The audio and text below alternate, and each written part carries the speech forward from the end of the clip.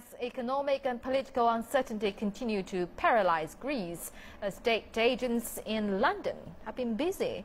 Why, you may ask? Well, they are capitalizing on the growing demand among Greeks wanting to move their money into the relatively safety of London property. In this exclusive CCTV report, our correspondent Nina Maria Port investigates the bidding wars that have broken out across the UK capital. Buying a property in London can be an expensive business, but the cost of staying in Greece is much higher for a growing number of ordinary Greeks who are moving to London for good. Meropi Fotiadou's family has transferred all their savings here, no longer prepared to put their trust in Greek banks. Well, they feel quite insecure with the situation in Greece right now, and although it's quite a traditional family, I managed to persuade them that it's much better if they have their savings here. Which is why Meropi is putting her own money into the London property market, a traditional safe haven for overseas buyers. Her budget is £500,000, that's $790,000. But there's suddenly stiff competition in that price range from other Greeks transferring their capital here as a direct result of the deepening debt crisis. Greek family-run property agent London Executive has been bringing Greek investors onto the London market for years, but has seen the demand from less wealthy Greeks soar over the last 3 months alone. I have noticed now a different trend, and that's probably the saddest one of all. Greeks liquidating their assets in Greece and actually coming over here, buying a property, but not as an investment anymore, but actually as a their new home. So whole families are being relocated from Greece to London. And this is a very, very recent trend. I mean, we're currently seeking properties for these clients. If less wealthy Greeks can't afford central London, there are plenty of new arrivals who can. At the prestigious One Hyde Park in Knightsbridge, Greeks are known to have bought 3 apartments in the last 12 months for between £25 and £30 million each. In fact, there is so much demand for London property, bidding wars have broken out across the city.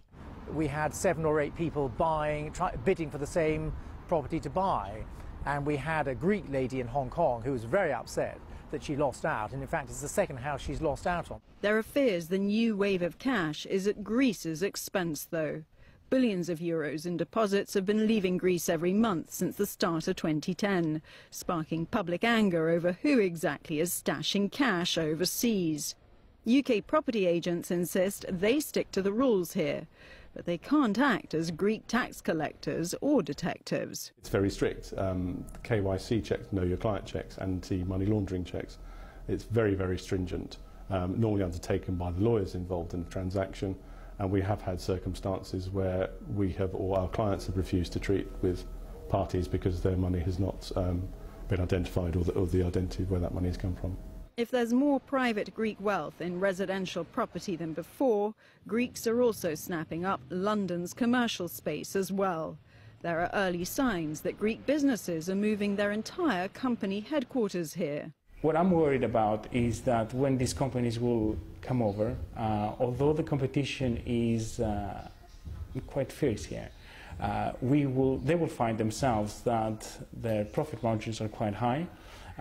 The business transactions and the relationship they will have with their own suppliers are much more straightforward. And the likelihood is, even when things will improve in Greece, those same companies might have expanded so much here in the UK that they won't find Greece such an attractive site, although it was their birthplace initially. For ordinary Greeks like Meropi, the decision not to go back is not about betraying Greece. But yes, I believe in the flow of money on different directions. What I'm not convinced about is why should all those people, which is not the most wealthy people, should they be the only ones to pay, for this system not to collapse? Well, let the system collapse. It's clear the Eurozone debt crisis is having a direct impact on the London property market. But this isn't just about where wealthy Greeks are stashing their cash. What's different now is that less wealthy Greeks are beginning to buy property here, and not just as an investment, but somewhere to set up home. And with evidence that more and more Greek businesses are moving their headquarters from Athens to London and are actively looking for commercial retail space, the question is, will they ever go back? Nina Maria Potts, CCTV, London.